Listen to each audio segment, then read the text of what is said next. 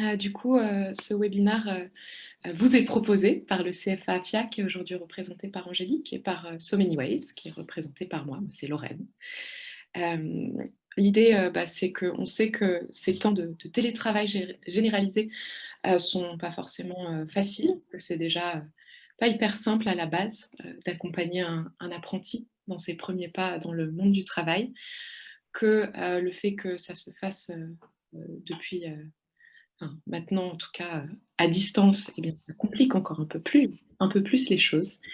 Avec le CFA AFIA, on a à cœur de vous soutenir dans vos fonctions de maître d'apprentissage.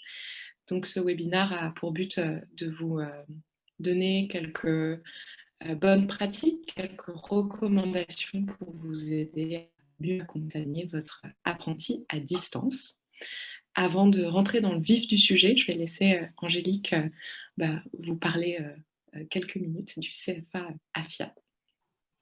Merci Lorraine. Oui, donc je suis Angélique Lano, une des 12 responsables de pôle alternance du CFA AFIA. Je trouvais important de définir avec vous quelques termes qui vont être utilisés pendant le webinaire. Déjà expliquer le CFA, donc notre association est une association qui gère les aspects administratifs et financiers de l'apprentissage. Et nous devons aussi nous assurer du bon déroulement du cursus de nos apprentis. Nous avons la particularité d'être un CFA hors les murs. Ça veut dire que nous déléguons les formations à des établissements d'enseignement supérieur. Nous travaillons avec une vingtaine de partenaires pédagogiques, des IUT, des universités, des écoles privées, des écoles d'ingénieurs ou de commerce. Pendant le contrat d'apprentissage, l'alternant est en contact avec 3 référents. Donc, vous, en tant que maître d'apprentissage, vous êtes le référent en entreprise et vous gérez la montée en compétences opérationnelles de l'apprenti. Nous, les responsables de pôle alternance, nous sommes donc les référents alternance et nous devons accompagner l'apprenti, ou le jeune en tout cas, avant, pendant et après le contrat d'apprentissage. Il y a aussi le tuteur enseignant, qui est le référent pédagogique et qui accompagne l'apprenti dans son parcours académique. Donc, nous le savons qu'encadrer un apprenti, c'est un exercice délicat et encadrer un apprenti à distance, c'est inédit. Donc, il nous semblait important de vous aider dans cette nouvelle manière de manager. Je vais donc laisser la parole à Lorraine de So Many Ways pour vous présenter les bonnes pratiques. Merci beaucoup, Angélique. Déjà, avec Angélique, on est persuadé que pour accompagner au mieux son apprenti, il faut être capable aussi de se mettre dans ses chaussures et d'imaginer un peu ce qui se passe pour lui au quotidien. Alors, je suis curieuse de savoir, à votre avis, à quoi ça ressemble votre apprenti quand il travaille à distance. Alors, vous avez à votre disposition un chat pour me répondre. Le chat peut s'appeler chat, il peut s'appeler converser, il peut s'appeler discussion. Quand vous êtes en plein écran, il est dans la barre en bas de votre écran. Alors voilà, n'hésitez pas à me dire à votre avis à quoi ça ressemble. Beaucoup de temps devant le PC, distraction de la famille, bah oui, effectivement. Ce que j'entends par cette question, c'est tout simplement, à votre avis, dans quel environnement est votre apprenti, comment il se sent. Sonia parle de solitude. Oui, effectivement, pour certains, c'est assez seul. De l'isolement, effectivement. Alors voilà, je vous ai mis des petits exemples, hein. Pas dans un univers professionnel, donc effectivement, là, on a une table bien rangée. Mais pour certains, c'est peut-être plutôt la panique. En tout cas, nous, ce qu'on souhaite effectivement vous dire, c'est que toujours vous rappeler que votre apprenti, déjà, quand il travaille à distance en ce moment, il n'est pas toujours dans un environnement idéal pour travailler, c'est pas toujours confortable. Potentiellement, il est dans une chambre de bonne H24. Ça se trouve dans sa chambre de bonne, d'ailleurs, il ne fait pas hyper chaud en ce moment. Et du coup, bon là, c'est en train de se terminer, mais avec le confinement, avec cette période, en plus, ça se trouve, il n'est pas beaucoup sorti de chez lui, donc effectivement, ça se trouve, il se sent assez seul et il est assez isolé. S'il n'est pas dans une chambre de bonne, ça se trouve, effectivement, il est, comme certains l'ont dit, à côté de ses parents, à côté peut-être de la petite sœur, du petit frère. Peut-être que parfois, c'est à lui de s'en occuper, qu'il y a du bruit, que c'est pas facile, et que d'ailleurs, c'est pas forcément, il se sent toujours pas toujours à l'aise de prendre des appels. En plus, il n'y a pas que ça, parce que c'est pas parce qu'on est à distance que cette alternance entre l'entreprise et l'école s'arrête. Et puis en plus, les écoles, vu elles doivent s'adapter aussi à cet enseignement à distance, il y a de plus en plus de choses qui sont faites sous forme de projets de groupe entre apprentis. Donc, ça demande aux apprentis de décupler leur force d'organisation, de priorisation. Et on sait tous combien c'est déjà pas facile au jour le jour, mais alors en plus, quand on démarre dans la vie professionnelle, bon courage. Et le troisième point, et c'est toujours quelque chose qui est important à garder en tête, c'est que c'est des personnes jeunes, qui déjà se connaissent peu eux-mêmes, pour qui en plus c'est souvent leur première expérience professionnelle, donc qui ont encore pas du tout appris à identifier leurs besoins, leurs limites, et je parle encore moins d'être capable de les exprimer. Donc voilà, toujours quelques points qui nous paraissent importants d'avoir en tête euh, quand, quand vous échangez avec votre apprenti. Alors, avec tout ça, comment on fait? Comment vous faites avec cette situation? Donc nous, on a quelques points à vous donner, quelques petites recommandations. La première, c'est de prendre la température régulièrement. Mais régulièrement, qu'est-ce que ça veut dire? Alors, à votre avis, à quelle fréquence est-ce que c'est bien de parler à votre apprenti? Est-ce que c'est plutôt une fois par semaine? Est-ce que c'est plutôt tous les jours, comme me dit Thierry? Est-ce que c'est 2 fois par jour? Est-ce que c'est toutes les heures? Est-ce que c'est à sa demande? Je vous invite à répondre à cette question dans le chat. Donc pour l'instant, on a plutôt tous les jours et en fonction de son besoin, tous les jours et à sa demande. Ça dépend de la maturité et de la nature des projets. 2-3 fois minimum en fonction du... Ouais. Donc, eh bien écoutez, on est très d'accord avec la majorité d'entre vous. On pense que l'important, c'est d'adopter un juste milieu et que c'est important de se parler tous les jours. Une semaine, se parler toutes les semaines, mais qu'une fois dans la semaine, pour un apprenti, c'est compliqué. C'est pas assez du tout, surtout quand il n'est pas dans un environnement dans lequel il a tous ses collègues à portée de main. De l'autre côté, il ne faut pas tomber dans un extrême inverse. Appeler votre apprenti toutes les 2 heures, voire toutes les heures, c'est quelque chose qui peut rapidement l'écraser, le stresser, plus que l'aider.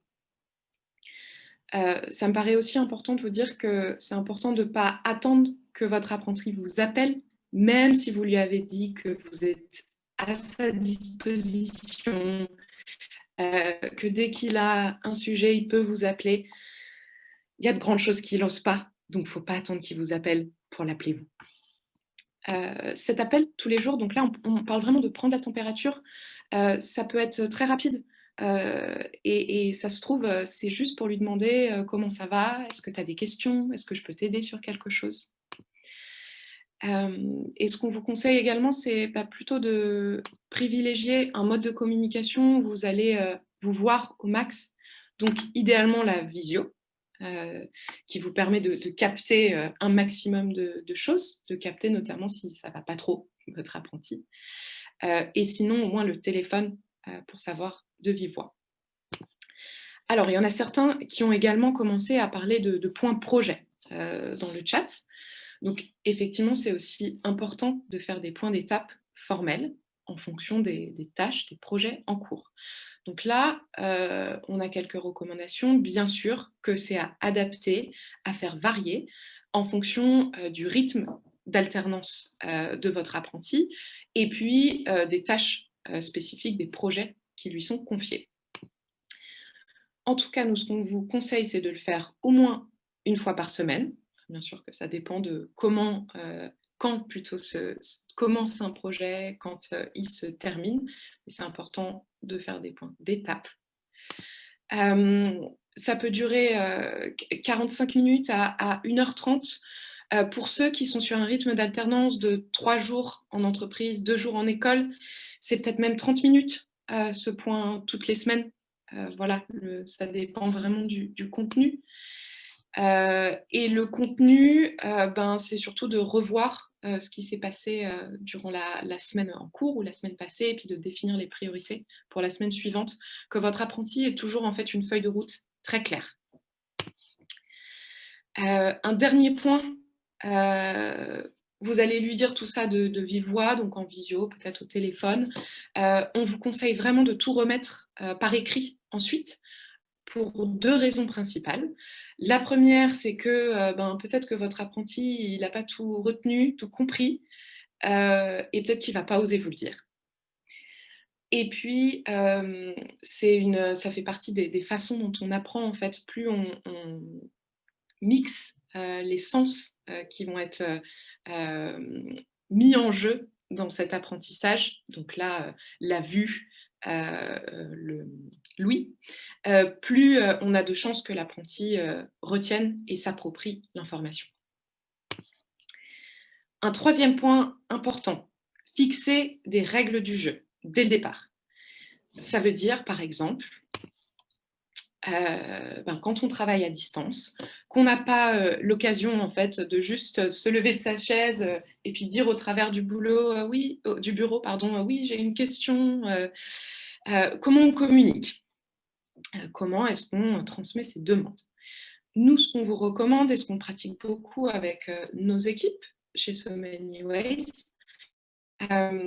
c'est déjà de dire pour toute urgence, d'utiliser le téléphone.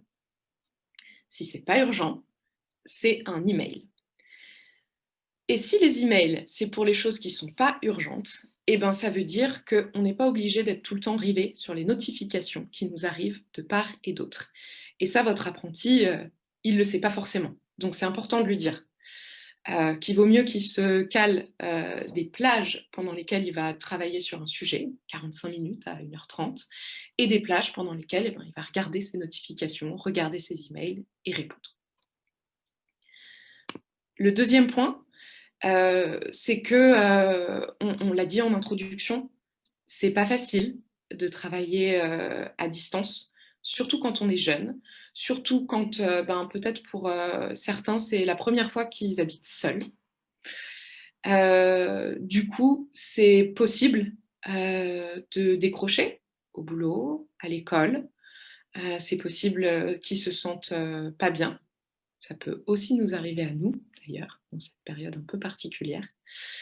C'est important de planter dès le décor que c'est normal et que ce qui est important, c'est de vous alerter, de vous en parler et de dire quand ça va pas.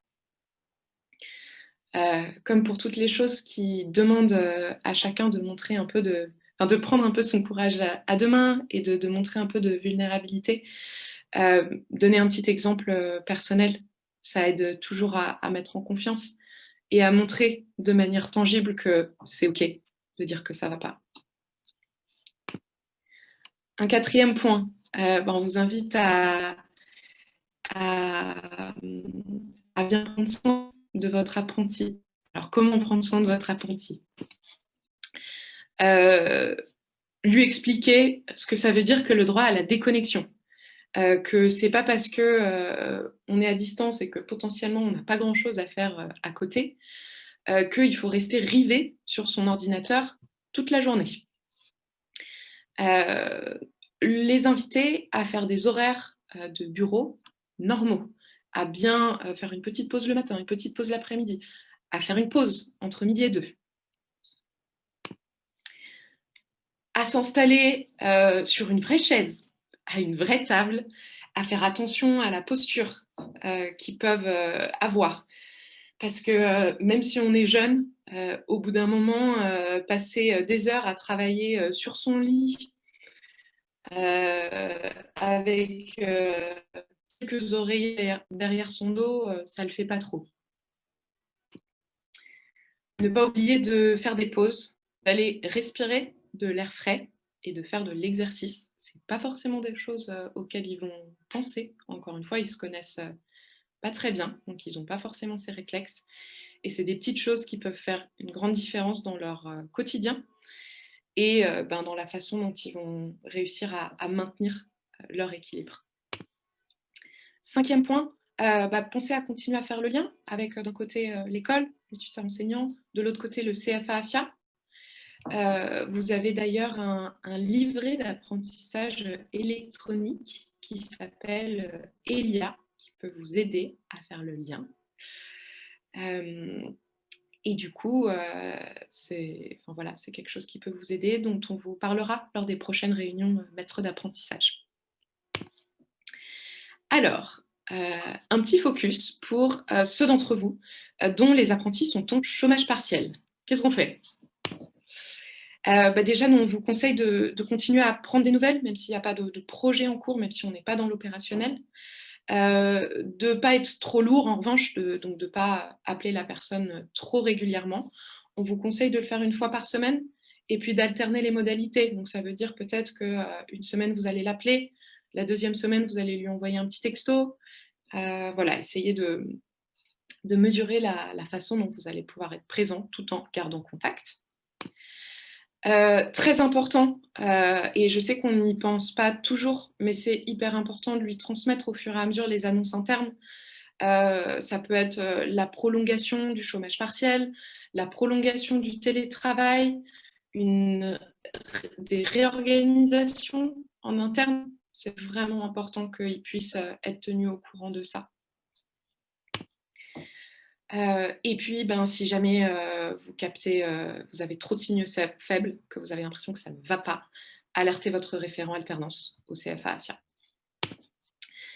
L'autre focus, si vous êtes dans une activité peut-être en banque par exemple, et qu'il y a un souci parce qu'en fait à distance, votre alternant il ne peut pas avoir accès aux données dont il a besoin pour travailler. Quelques recommandations. La première, n'hésitez pas à demander autour de vous, à vos collègues, à d'autres départements, si ils ont des idées, s'ils voient des projets, des choses sur lesquelles votre alternant pourrait les soutenir. N'hésitez pas à demander à votre apprenti aussi. Ça se trouve, lui, il a des idées sur comment il pourrait se rendre utile, apporter de la valeur ajoutée. Et puis surtout, c'est important de mettre un peu les pieds dans le plat. On ne trouve pas toujours des solutions, mais c'est important de le dire. Si pour l'instant on n'a pas de solution, donc de bien planter, expliciter la particularité du contexte et l'autoriser à faire d'autres choses, comme par exemple passer plus de temps du coup sur ses cours, son mémoire. Et pour terminer, avant de passer un temps de questions-réponses, pour répondre à vos questions, un petit sondage pour tester vos connaissances sur les aspects légaux du télétravail. Alors, la première fois, ça n'a pas marché, mais cette fois, j'ai bon espoir. C'est parti. C'est parti. Alors, première question. L'apprenti peut-il travailler en présentiel si son maître d'apprentissage est absent? Deuxième question. Le rythme d'alternance de l'apprenti évolue-t-il avec le téléenseignement? Oui ou non? Ensuite, troisième question. L'employeur met en activité partielle son apprenti. Sa période d'essai est-elle prolongée? Et dernière question. Mon apprenti peut-il partir faire du télétravail en province? Je vous laisse y répondre. Encore quelques secondes pour participer au sondage et puis après, on va vous donner les réponses.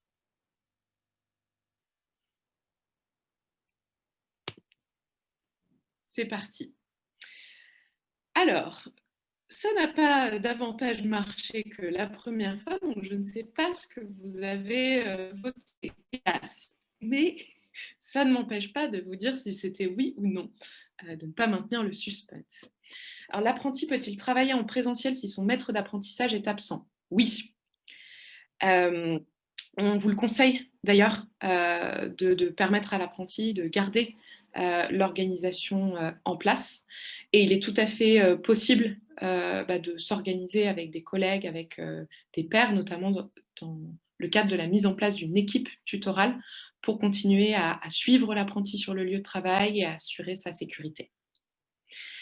Le rythme d'alternance de l'apprenti évolue-t-il avec le téléenseignement? Alors, non. Il continue à avoir cours, je pense que vous avez tous dû vous en rendre compte. Donc, ça continue pour certains à être assez dense. Et puis, beaucoup, du coup, comme je vous le disais, ont des projets de groupe. 3. L'employeur met en activité partielle son apprenti. Sa période d'essai est-elle prolongée? Oui. Soit votre apprenti est complètement arrêté, la période d'essai est repoussée d'autant, soit il est arrêté véritablement partiellement, et là, la période d'essai est également prolongée, mais proportionnellement du coup au temps, aux jours pendant lesquels votre apprenti ne travaille pas. Et la dernière question, mon apprenti peut-il partir faire du télétravail en province? C'est oui, sous 2 conditions: qu'il est demandé à l'entreprise, que l'entreprise ait accepté, mais c'est possible. En revanche, ce qui est vrai pour la province n'est pas vrai pour l'étranger. Donc attention, votre apprenti n'a pas le droit de partir faire du télétravail en Espagne ou en Italie parce qu'il y fait plus beau. Voilà, c'est tout pour ce petit sondage. Et avant de passer au temps de questions-réponses, je vais laisser le mot de conclusion à Angélique. Merci Lorraine pour cette présentation. Alors, en conclusion, ce que je voulais vous dire, c'est que vous n'êtes pas seul pour gérer votre apprenti. Vous avez le tuteur enseignant et les responsables de pôle alternance qui sont là pour vous aider. Si vous avez des questions spécifiques, n'hésitez pas à contacter votre référent alternance. Je vous ai mis là le lien avec les coordonnées de l'équipe. On vous donne rendez-vous donc aux réunions de maîtres d'apprentissage si elles n'ont pas encore eu lieu. Et puis, on vous propose aussi d'aller un petit peu plus loin et le CFA met à votre disposition une formation qui est totalement prise en charge par nos soins, donc une formation de maître d'apprentissage où on va vous expliquer en 3 demi-journées en présentiel votre rôle en tant que maître d'apprentissage et on va vous donner une boîte à outils pour faire monter en compétence votre apprenti et l'aider à développer son autonomie. Le dernier point que je voulais vous dire, c'est que c'est une année exceptionnelle. Vous avez donc cette année exceptionnellement jusqu'à février 2021 pour accueillir un apprenti. Nous avons encore 400 jeunes qui sont à la recherche d'un contrat. Donc, si vous avez des besoins, n'hésitez pas à écrire à Élodie. Vous avez l'adresse mail ici, où vous pouvez écrire aussi directement à votre responsable de pôle alternance. J'en ai fini pour la conclusion. Je vous propose de passer aux questions. Et du coup, nous avons une première question de Laura. Est-ce que nous aurons une attestation de formation pour cette formation, pour la formation maître d'apprentissage? Oui, Laura. Les attestations sont délivrées en fin de formation. Donc, c'est une formation qui va durer donc 3 demi-journées, la demi-journée étant entre 3 et 4 heures. On va pouvoir vous proposer aussi des échanges à distance pour pouvoir échanger entre pairs sur des problématiques bien particulières. Voilà, c'est une formation qui est expérientielle. La formation en présentiel se déroulerait où? Donc, si on peut maintenir du présentiel, ce serait a priori dans des locaux à côté de Bastille. Non, ce serait au siège du... Oui, ce serait au siège du CFA, donc ce serait dans les locaux de Parisiens, à Tolbiac, à côté de Bibliothèque François Mitterrand. Donc voilà, après l'idée du coup, c'est de vous permettre de vous offrir les 2 modalités, en présentiel et à distance. Est-ce qu'un apprenti étranger peut faire du télétravail depuis l'étranger, son pays d'origine?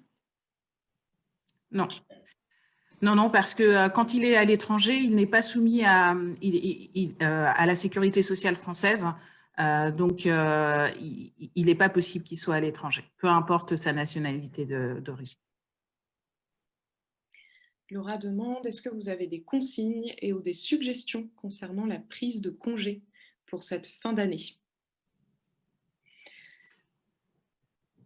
Alors, sur les congés, je pense que l'année a été compliquée pour tout le monde. Et donc, si les apprentis souhaitent prendre des congés, je les inviterai à le faire et je vous motiverai peut-être aussi à leur proposer parce qu'ils n'y pensent pas forcément. Ils vont peut-être se dire ouais mais être en vacances chez moi c'est pas terrible, mais au bout d'un moment ils ont aussi besoin de se déconnecter, donc c'est important je pense qu'ils prennent quelques vacances. On sait que c'est plus calme au travail généralement, c'est plus calme à l'école également, donc il faut profiter de la fin de l'année pour changer un petit peu d'air, quitte à reconnaître son quartier et à sortir un petit peu de chez soi, mais c'est important. Oui. Ouais, totalement alignée avec, Angélique et justement avec les dernières annonces gouvernementales qui montrent que ça va être possible, de voir ses familles et pour de voir sa famille et pour certains apprentis, ça commence à faire un bout de temps. Donc, c'est quand même, important. Avez-vous des outils de collaboration en ligne à partager avec nous autres que Elia? Ça ne me parle pas. Est-ce que tu as une idée, Lorraine? Non, nous, en tout cas, dans le cadre de la formation, on vous propose des outils, pour, mieux accompagner votre apprenti. Donc typiquement, on vous propose un outil pour, suivre sa montée en compétences, évaluer, la montée en compétences. Après, on n'a pas d'autres outils, collaboratifs. Peut-être Philippe, n'hésitez pas à, enfin si vous le souhaitez, à préciser votre, demande, heu dans le sens pour collaborer, enfin, avec qui, entre qui et qui. Laura, de notre côté, presque toute l'équipe part en vacances. Ouais, donc d'autant plus important de ne pas hésiter à inviter votre apprenti à le faire, parce que du coup, il risque de se retrouver vraiment très seul s'il ne le fait pas. Alors, est-ce que vous avez d'autres questions? Thierry, donc les outils collaboratifs, Teams, Slack. Donc, si je comprends bien, c'est plutôt des outils collaboratifs pour communiquer avec votre apprenti, avec votre équipe.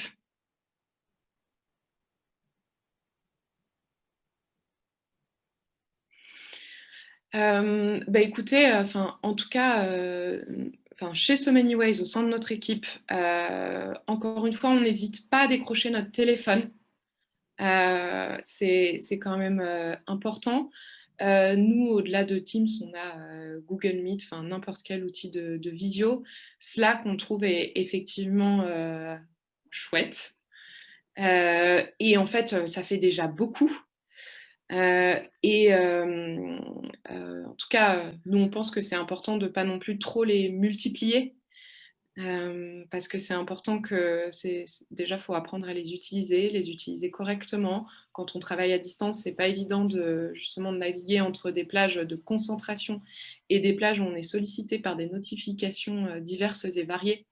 Donc, nous, on vous conseille plutôt de choisir justement email, plus un outil de visio, plus un outil où on peut s'envoyer des messages en mode un peu chat. Euh, et stop, quoi.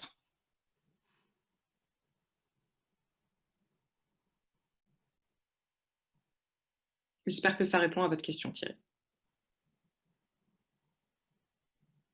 Est-ce qu'il y a d'autres questions? Merci, Philippe.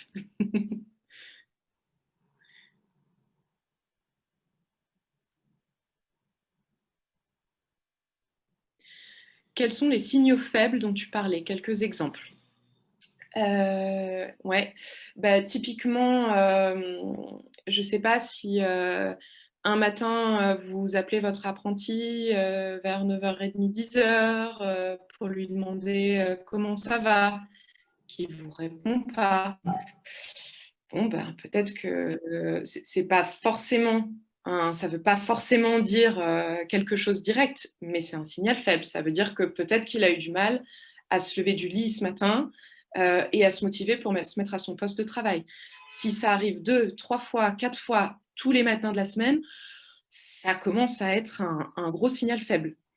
Ça peut être un signal faible, ça peut être, je ne sais pas, vous appelez votre apprenti, d'habitude, il vous parle, enfin, je ne sais pas, il a l'air enjoué, enthousiaste, et là, il parle peu, il vous pose presque pas de questions. C'est un signal faible. Votre apprenti qui vous dit que, je ne sais pas, ses parents sont malades ou qu'il a appris qu'un ami avait attrapé le Covid, c'est un signal faible. Votre apprenti vous rend un travail et par rapport à, je ne sais pas, la qualité à laquelle vous êtes habitué jusqu'à maintenant, ça n'a rien à voir. Et vous vous dites, OK, il y a un problème, peut-être même que ça vous met en colère parce que vous avez l'impression qu'on ne vous a pas écouté. Mais ça aussi, c'est un signal faible. Ça veut peut-être dire que votre apprenti, il est en difficulté. Et ça peut être par rapport au travail ou ça peut être parce qu'il ne va pas bien. Voilà, Priscilla, j'espère que ça répond à ta question. On voit souvent dans les bilans qu'on réalise avec les maîtres d'apprentissage et les apprentis que le premier signal, c'est le manque d'interaction. Quand l'apprenti ne répond pas à des mails, ne répond pas à son téléphone, prend plusieurs heures pour vous répondre, là déjà, il faut commencer à s'alerter. Alors, Philippe demande à combien de congés a droit l'apprenti? Alors, l'apprenti a le droit au même type de congé que vous en tant que salarié. Donc, ça dépend de ce que propose votre entreprise. Et ils ont le droit également à 5 jours de révision.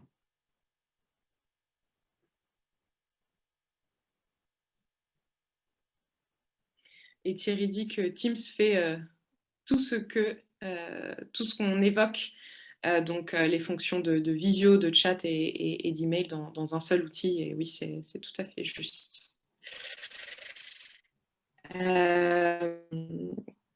Laure demande si c'est 5 jours à l'année, du coup. Les 5 jours, 5 jours de révision. c'est 5 jours au total, oui, pour l'année. Donc, c'est à prendre dans le mois autour de l'examen et c'est soumis à autorisation de l'employeur. Et Laura demande du coup, est-ce qu'ils doivent nous prévenir avant ou est-ce qu'on trouve les informations sur la plateforme? Pour poser les congés, il faut qu'ils vous préviennent avant, selon les règles de l'entreprise. Le délai de prévenance peut dépendre, mais oui, ils doivent vous prévenir avant de leur absence, puisque c'est de l'absence sur le temps entreprise.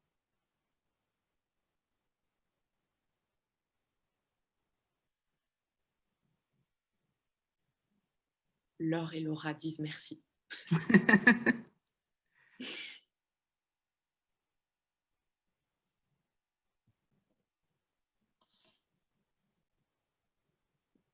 Thierry remercie pour toutes ces infos. Merci beaucoup Thierry et merci à vous tous. Est-ce que vous avez d'autres questions? Plus pour Laure, très bien. N'hésitez pas à dire si vous n'avez plus de questions, c'est très bien aussi. Je lis les commentaires du coup puisque personne ne les voit à part moi. Thierry nous dit qu'il apprécie la qualité du support PowerPoint. Walid nous remercie, pas de questions. Emmanuel, très bien, merci. Laura, pas pour moi non plus. Elle nous remercie pour la présentation. Alors,